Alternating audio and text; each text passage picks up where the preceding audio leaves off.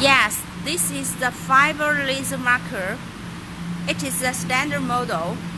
You can see there is foot switch, ground wire, ruler, power supply cable, and mouse, and the keyboard here. Also we have the laser source test cable part. And you can see the button, the stop, the key switch, start, PC, L switch, and background is just a cabinet and a cable for the power supplier cables.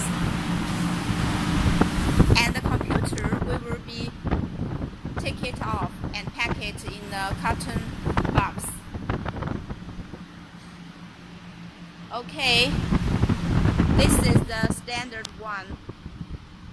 When all is ready, we can come to how to run the machine. First, L switch, and then computer.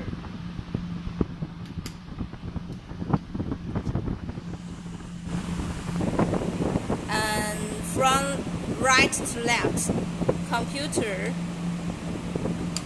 emergency stop should be released. Key switch should be on, and then the start stands for the laser source. We need to start it. Okay, then you can see computer is running.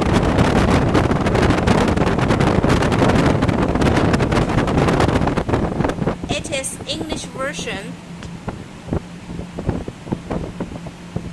and this is the software. We have already installed it into the